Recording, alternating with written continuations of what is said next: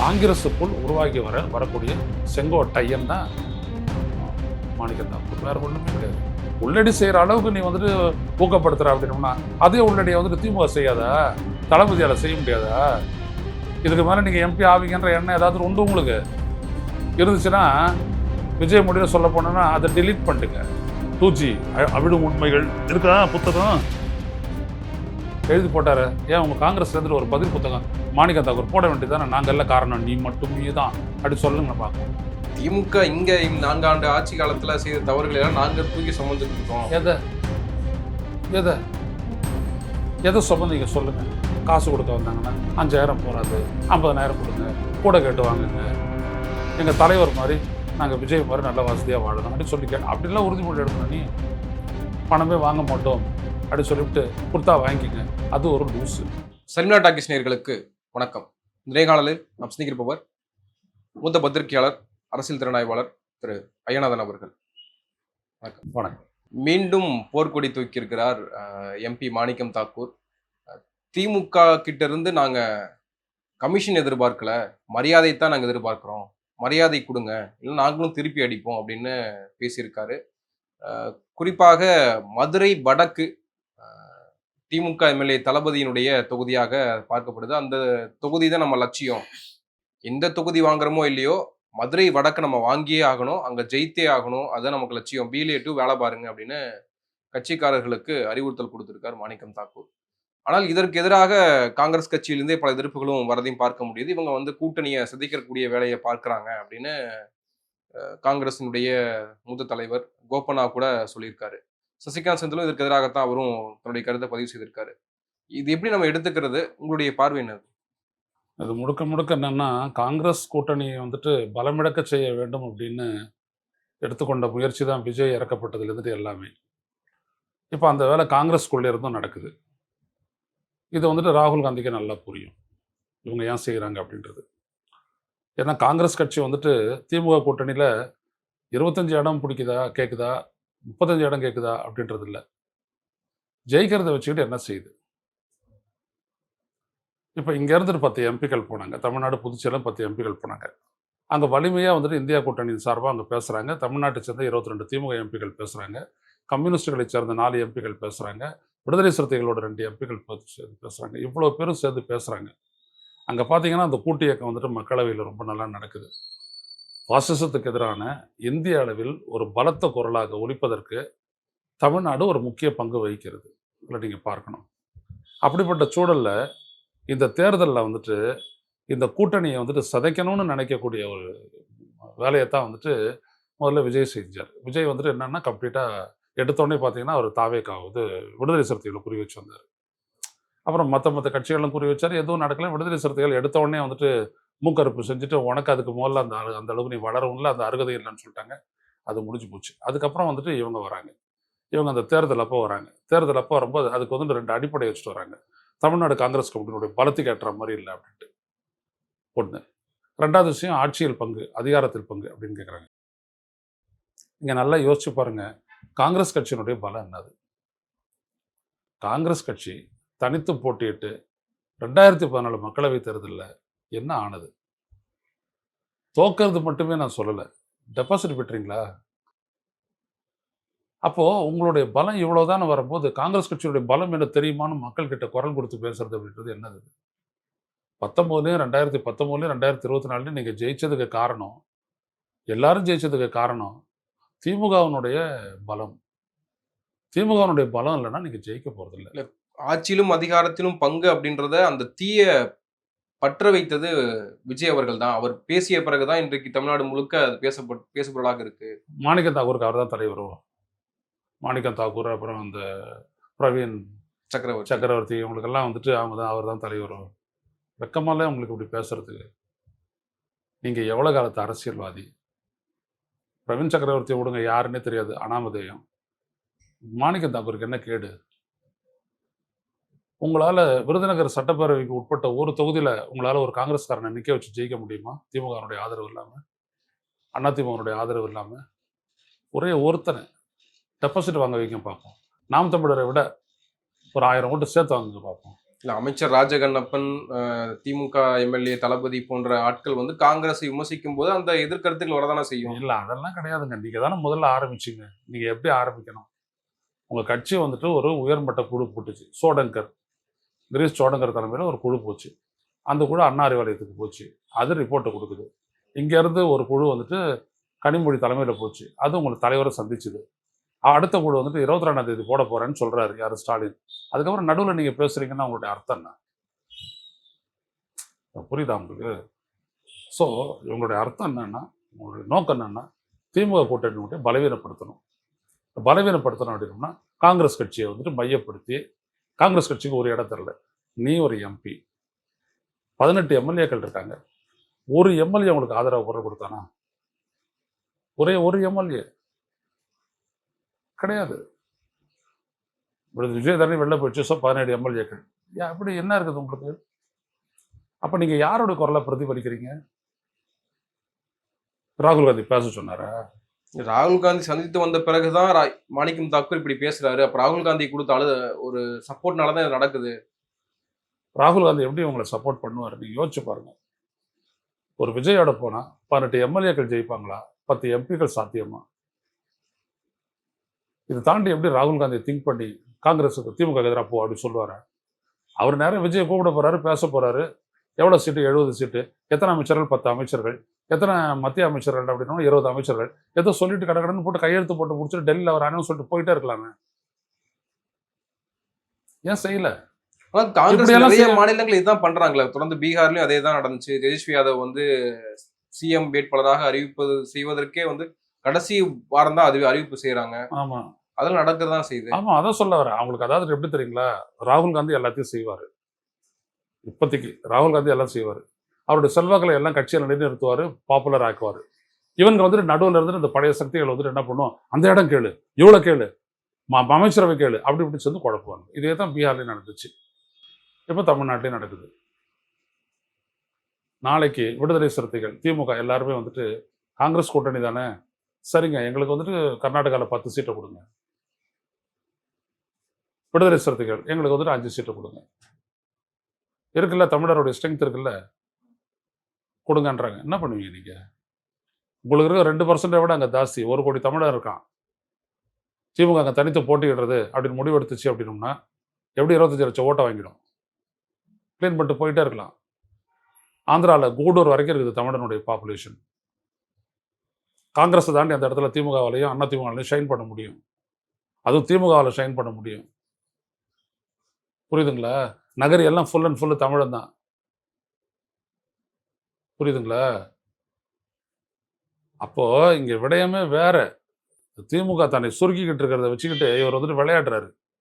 திருப்பி விளையாட ஆரம்பிச்சோம்னா தமிழ்நாட்டோட நிற்காது. அது அதையும் தாண்டி போகும். ஒன்று. ஆக இவங்களுடைய நோக்கம் என்னன்னா, பாசிசத்துக்கு எதிரான திமுகவை பலமிழக்க செய்து பாஜகவை பலப்படுத்துவது. அதுக்கு தான் விஜய் செய்கிறாரு. அதே தான் இவர் செய்கிறார். ரொம்ப சிம்பிளாக சொல்ல போனோம்னா, காங்கிரஸுக்குள் உருவாகி வரக்கூடிய செங்கோட்டையன் தான் மாணிக்கம் தாக்கூர். வேற ஒன்றுமே கிடையாது. அவரால் எதுவுமே செய்ய முடியாது.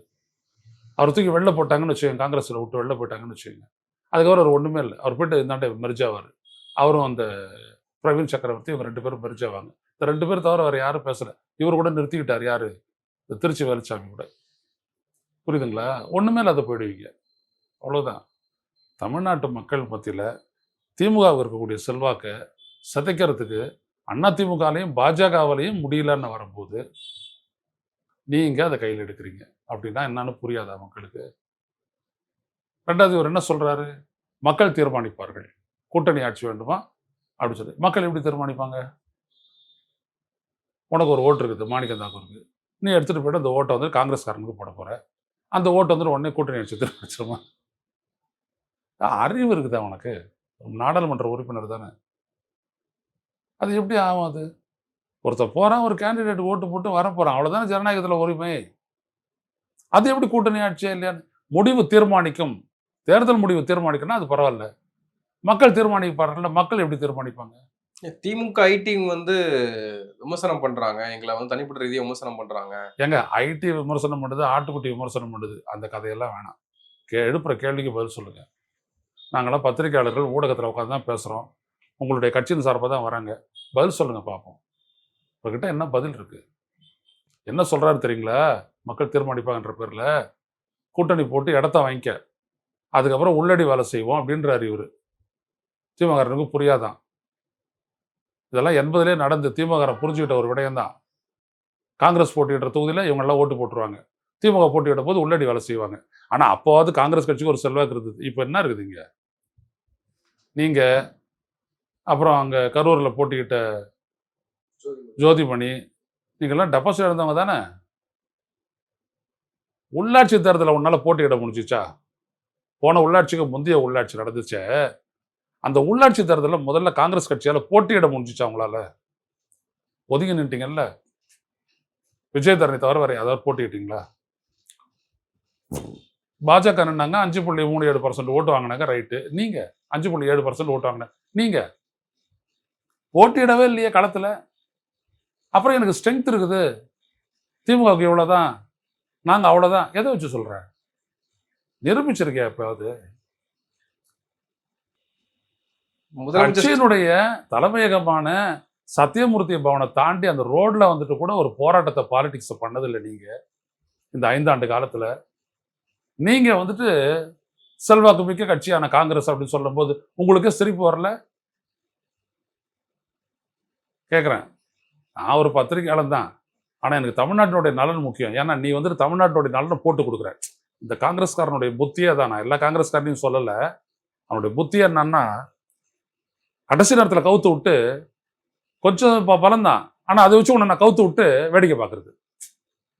ஸோ உடனே அது இன்னொரு கட்சி பயப்படுமா, அடுத்த முறை சேர்த்து கொடுப்பாங்களாம். அந்த காலகட்டம் மலையேறி போச்சு மாணிக்கம் தாக்கூர். இப்பெல்லாம் நீங்க பண்ணீங்கன்னா ஒண்ணுமில்லாத போயிடுவீங்க. அவங்களும் சில விமர்சனங்கள் வைக்கிறாங்க. அதாவது இப்போ பிரவீன் சக்கரவர்த்தி கூட ஒரு ட்வீட் போட்டிருந்தாரு.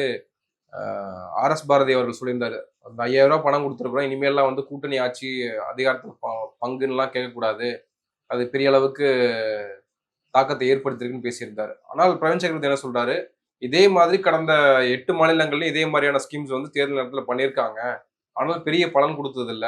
நான் 8ல் 4 மாநிலங்கள் தான் ஜெயித்திருக்கு, 4 மாநிலங்களில் தோல்வி அடைஞ்சிருக்கு.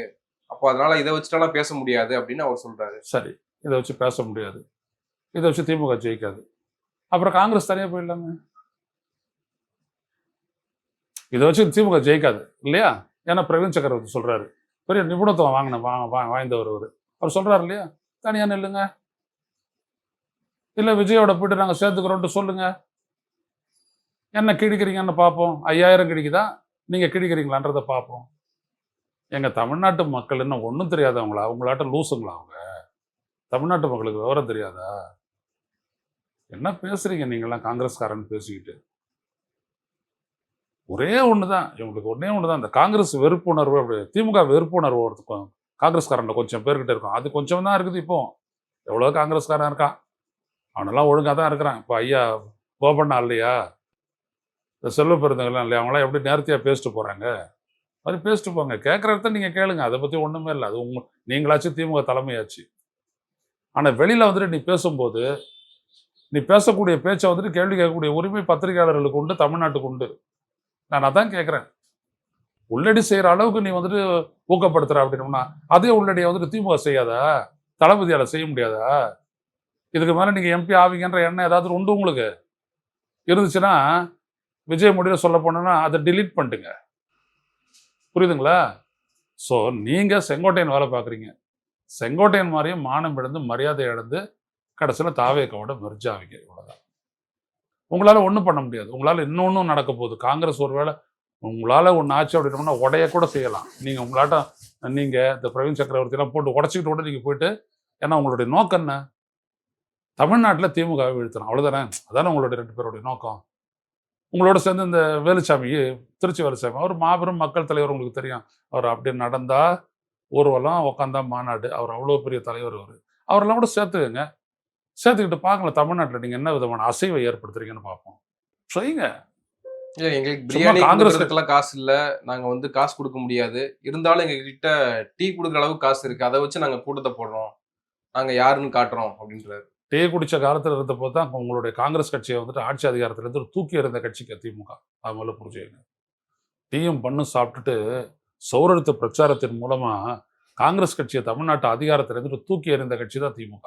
அது முதல்ல புரிஞ்சுங்க. அதனால டீ பண்ணு பிரியாணி உதாரணம்லாம் சீமானோட வச்சுக்கோங்க. அவர் நல்லா பேசுவார். பிரியாணி தரலாமா, அப்புறம் இன்னொன்று வார்த்தை கூட அவர் சொல்லுவார். நல்லா இருக்கும், அவரோட போயிட்டு பேசுங்க. ஸ்டாலின் உங்களுக்கெல்லாம் எதிர்த்து வாயை திறக்கவே மாட்டார். இன்னைக்கு வரும், அநேகமாக ராஜா பேசுவாருன்னு நினைக்கிறேன். ராஜா அவங்களுக்கு கொடுப்பாரு பதிலடி, அவ்வளோதான். இவங்களால அவ பேரை சுமந்தாங்களா? 2Gயை வீண் பண்றாரு அவரு. 2G யாருடைய கொள்கை வாழ்? 2Gயினுடைய கொள்கை வகுத்ததுபடி நான் நடந்தேன் அப்படின்னு சொன்னாரு ராஜா. உன்னோட பதில் என்ன?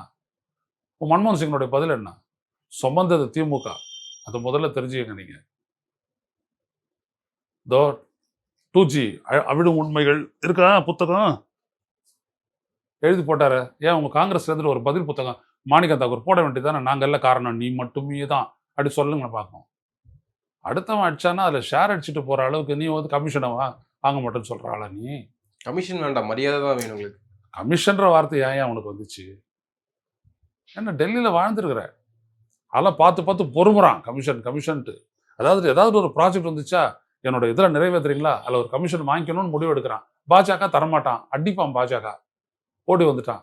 ஸோ அந்த திமுக அரசு என்ன பண்ணுதோ அதுல இருந்துட்டு கமிஷன் கேட்கிறாரு. அதான் ஒரு அர்த்தம். எனக்கு வேணாம் அப்படின்னு காங்கிரஸ்காரன் சொல்றான்னா அவனுடைய அர்த்தம் என்னன்னா வேணும்னு அர்த்தம்.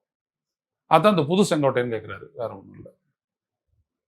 திமுக இங்க 4 ஆண்டு ஆட்சி காலத்துல செய்த தவறுகளை எல்லாம் நாங்க தூக்கி சுமந்துக்கிட்டு இருக்கோம். எதை சுமந்தீங்க சொல்லுங்க? சுமந்ததுனால தான் 9 பேர் ஜெயிச்சிங்களா? சுமந்ததுனால தான் 40 தொகுதியிலையும் வந்துட்டு திமுக கூட்டணி ஜெயிச்சுதா? சொல்ல பார்ப்போம். உங்களுடைய தலைவர் ராகுல் தமிழ்நாட்டில் எத்தனை கூட்டத்தில் வந்து பேசினார்? உங்க உட்பட உங்க எல்லாரையும் ஆதரிச்சு ஸ்டாலின் வந்து பேசினாரா இல்லையா? நீங்க அப்புறம் என்ன சுமந்தன்றீங்க? ஒன்னே ஒண்ணுதான், நீங்க ஜெயிக்கிறதுக்கு நீங்க செலவு பண்ணீங்க. அதை செலவு பண்ணதுனால உங்க குடும்பத்திலேருந்து அழுத்தம் வரலாம். சம்பாதிக்கிறதுக்கு வக்கில்ல, ஆனா செலவு பண்ணிக்கிட்டே இருக்கிற அப்படின்ட்டு. அதன் காரணமா இந்த ஒரு பெரிய இந்த புரட்சிகரமான இந்த சுயமரியாதை வெடிப்பு உங்களுக்குள்ள ஏற்பட்டிருக்கலாம். மற்றபடி வேற ஒன்றும் இல்லை. சம்பாதிக்கணும் ஏன் உங்களுக்கு? அப்பவே என்ன கேட்டானுங்கன்னா 34 சீட்டு ஜெயிக்கும் போது அங்க 2006 மந்திரி பதவி வேணாம், ஆளுக்கு 5 கோடி கொடுக்க சொல்லு கருணாநிதியை அப்படி சொல்லிட்டு சத்தியமூர்த்தி பவன் வந்து குரல் கொடுத்தவங்க தான் இவங்க. யாரும் வரலாற்றெல்லாம் மறக்கலாம் முடியாது. நாங்கெல்லாம் பீட் ரிப்போர்ட்டராக இருந்தவங்க, எங்களுக்கு தெரியும் என்ன பண்ணுவீங்க, என்ன எதிர்பார்ப்பீங்க அப்படின்றதெல்லாம். அதனால திமுக வந்துட்டு இதெல்லாம் வச்சு மிரட்டிடலாம் அப்படிலாம் நினச்சிங்கன்னா கட்டாயம் ஸ்டாலின் அதுக்கான ஆள் கிடையாது.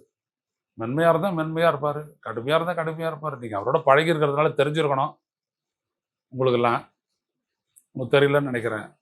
ஒரு முடிவு எடுத்துட்டாருன்னா உறுதியாக நின்றுவார். அதுக்கப்புறம் நீங்கள் ஒன்றும் பண்ண முடியாது. இல்லை, திமுக கூட பாஜக கூட ஒரு சமரசத்துக்கு போயிருக்காங்க கடந்த காலங்களில்.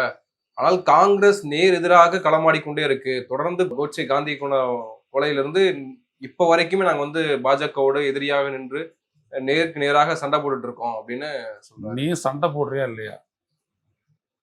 நீ சண்டை போடுறியா, உள்ளடி வேலை செய்யறியா? நீ அதை சொல்லு. நீ மற்றவங்களுக்கெல்லாம் சான்றிதெல்லாம் கொடுக்க வேணாம்.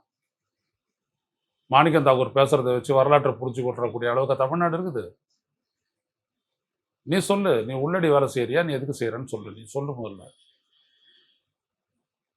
அதை விட்டுட்டு நாங்க அது கொன்ன வந்துட்டு கோட்ஸே ஒரு பிராமணன் அப்படின்னு சொல்றது ஐயா தந்தை பெரியார்ல சொன்னாரு. காங்கிரஸ்காரன் நீங்களா சொன்னீங்க? இல்ல காமராஜர் சொன்னாரா? பெரியார் தான் சொன்னாரு. யார் அவரு? திமுகனுடைய முன்னாடி தானே அவரு. பின்ன இன்னொன்று உங்ககிட்ட இந்த வரலாறு தெரிஞ்சுக்கூடிய அளவுலாம் தமிழ்நாடு கிடையாது. இந்திய திணிப்பு எதிர்த்து அவ்வளவு பேர் சுட்டு கொண்ட வரலாறு உங்களுக்கு உண்டு. தமிழனை சுட்டு கொண்ட வரலாறு எங்கேயும் உண்டு, ஈழத்திலையும் உண்டு காங்கிரஸ் கட்சிக்கு. ஆனா துரோகம் இழைத்த வரலாறு வந்துட்டு திமுக கிடையாது. அது உங்ககிட்ட தான் இருக்கு. முதலமைச்சர் ஸ்டாலின் அவர்கள் அறிவித்த 5000 ரூபாய் பணம், 3 மாதத்துக்கு 3000 ரூபாய், அடுத்த கோடைகால சிறப்பு தொகை 2000 ரூபாய் சேர்த்து போட்டிருந்த தொகை அப்படின்றது இது தேர்தலுக்காக கொடுக்குற பணம் தான் அப்படின்னு கடுமையான எதிர்கட்சிகள்லாம் விமர்சனம் பண்றாங்க. கடந்த காலங்களில் கோடை வரலையா, இந்த வருடம் தான் கோடை வந்திருக்கா, இதெல்லாம் வந்து பிளான் பண்ணி பண்றது, இதெல்லாம் மக்களுக்கெல்லாம் பெரிய தாக்கத்தை ஏற்படுத்திடாது. ஒரு பக்கம் வந்து விஜயே சொல்றாரு, நல்லா வாங்கிக்கோங்க, வாங்கிட்டு விசில ஊதி தள்ளுங்கன்னு சொல்றாரு. அப்படியே விஜய் உறுதிமொழி எடுத்தாரா? காசு வாங்கிட்டு ஓட்டு போட மாட்டோம் அப்படின்னு சொல்லி உறுதிமொழி எடுத்துட்டு அதுக்கப்புறம் கொடுக்குறாங்க வாங்கிக்கோங்க அது உங்கள் பணம்னா என்ன அர்த்தம்? நீ என்ன மக்கள் சொல்ல வரி வர? பணம் அந்த பணத்தை திருப்பி கொடுக்குறாங்க. அப்புறம் ஏன் உறுதிமொழி எடுத்த? உங்ககிட்ட கொடுக்குறதெல்லாம் மக்களுடைய பணம் தானே தெரியுது. அப்புறம் ஏன் உறுதிமொழி எடுக்கிற? கூட கேட்டு வாங்கிக்கோங்க அப்படின்னு உறுதிமொழி எடுத்தோன்னா காசு கொடுக்க வந்தாங்கன்னா 5000 போகாது 50,000 கொடுங்க கூட கேட்டு வாங்குங்க எங்கள் தலைவர் மாதிரி நாங்கள் விஜய் மாதிரி நல்ல வசதியாக வாழணும் அப்படின்னு சொல்லி அப்படிலாம் உறுதிமொழி எடுக்கணும். நீ பணமே வாங்க மாட்டோம் அப்படின்னு சொல்லிவிட்டு கொடுத்தா வாங்கிக்கோங்க. அது ஒரு லூஸு. ஒரே கூட்டத்தில் 5 நிமிஷத்தில் இப்படி ஒரு முரணை ஒருத்தன் இருக்கான்னா அவனை என்னன்னு சொல்லுவீங்க? நான் சொன்னது எது கடினமான வார்த்தைன்னா நீங்கள் என்ன சொல்லுவீங்க சொல்லுங்க. 5 நிமிஷம் உறுதிமொழி, காசு வாங்கக்கூடாது, அடுத்தபடியாக வாங்கிட்டு ஓட்டு போடுங்க. லூசுன்னு சொல்லாதே அவனை என்னன்னு சொல்றது சொல்லுங்க பார்ப்போம். விஜய் ரசிகர்களாக நீங்கள் தான் சிந்திக்கணும். அதே ஒரு காரணம் கட்டுறாரு. நீங்கள் என்ன வேணாலும் சொல்லுங்கள். இப்போ தான் சம்மர் வந்துச்சா, இப்போ தான் சம்மர் வந்துச்சுன்னு வச்சுக்கோ, வரப்போகுதுன்னு வச்சுக்கோ. அடுத்த வருஷம் மறுபடியும் ஆட்சிக்கு வந்துட்டோம்னா மறுபடியும் சம்மர் அப்போ 2000 கொடுத்தா பண்ணி என்ன பண்ணுவார்? மாணிக்கம் தாக்கூரும் அவருடைய சகோதர சோதரரும் பிரவீன் சக்கரவர்த்தியை தூக்கில் மாட்டி தூக்கிடுவீங்களோ? தூக்கி செத்து போயிடுவீங்களோ? எல்லாத்துக்கும் ஒரு இடம் தொடக்கமாக இருக்கும் இல்லையா? 7000 கோடி விவசாயிகளினுடைய கடனை 2000 தேர்தல் முடிஞ்ச உடனே தள்ளுபடி பண்ணார் கலைஞர் கருணாநிதி. பொரசாக்கு கூட்டத்தில் போட்டு தான் பேசினார். 7000 கோடி கரெக்டாக சொல்லணும்னா 6900 கோடி தள்ளுபடி பண்ணார். தள்ளுபடி பண்ணதை கேட்டுட்டு ராகுல் காந்தி என்ன பண்ணார்? அப்போ ஆட்சியில் இருந்தாங்கல்ல 2006 அவங்க விவசாயிகளுடைய 71,000 கோடி கடன்களை ரத்து பண்ணார். அப்போ அதுக்கு முன்னாடி கடன் இல்லையா? ஏன் அப்போதான் ராகுல் காந்தி கண்ணு தெரிஞ்சுச்சா அப்படின்னு கேட்டியா? நீ பேசுறிய அவனுக்கு கொஞ்சமாவது புத்தி இருக்குதா?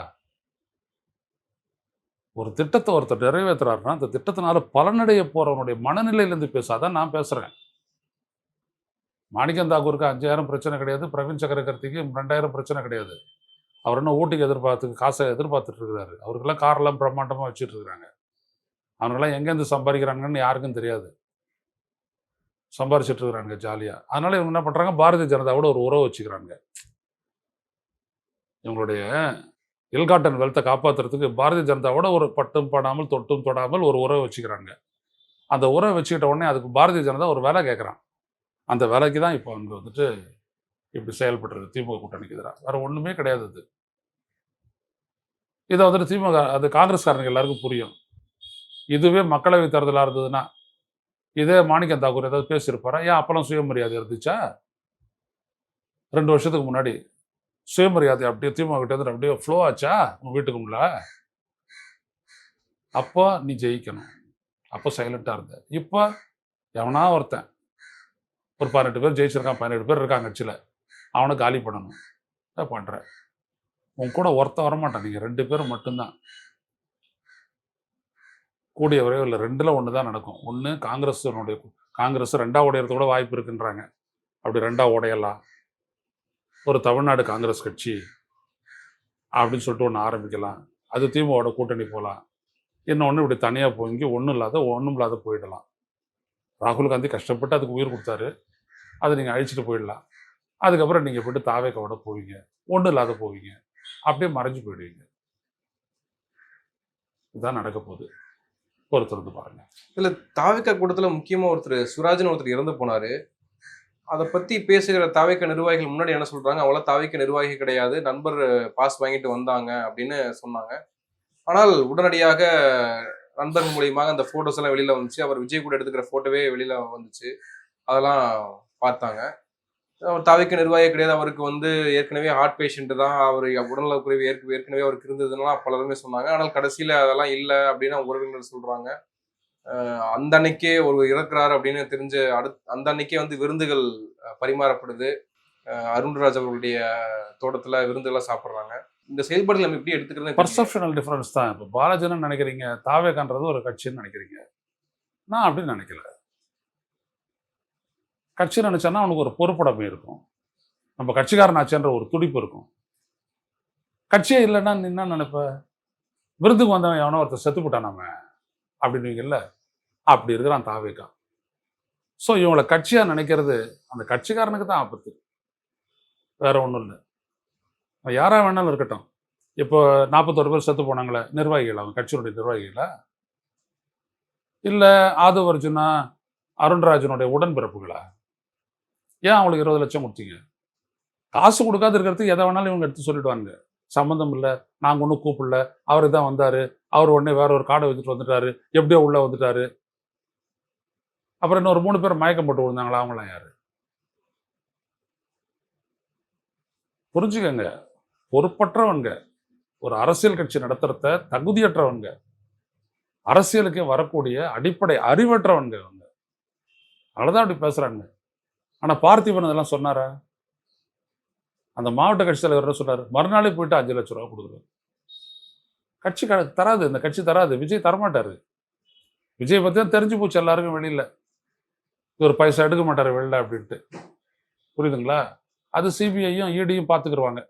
எங்கேருந்து உங்களுக்கு பணம் வருது, அதை எங்க எடுத்துட்டு போயிட்டு முடக்குறீங்க அப்படின்றதெல்லாம் அது வந்துட்டு சிபிஐயும் இடியும் பார்த்துக்கிருவாங்க. சும்மா ஒன்றும் பாஜக விட்டுட்டு வேடிக்கை பார்க்கலாம் போறதில்ல. நல்லா வச்சு தான் செய்ய போறாங்க. செய்யட்டும். அது விஜய் நல்லா மாட்டிக்கிட்டு முடிக்க தான் போறாரு. அவர் என்ன பண்றாரு? இப்ப நம்ம ஹீரோன்னு நினைச்சிட்டு அவர் சொல்லிட்டு இருக்காரு, அவ்வளவுதான். இந்த இமேஜ் எல்லாம் வந்துட்டு உடைய போகுது. அவரும் சீரழிய போறாரு, இவ்வளவுதான். நன்றி, நிறைய விஷயங்களை பகிர்ந்துருக்கீங்க. உங்க நேரத்துக்கு மிக்க நன்றி.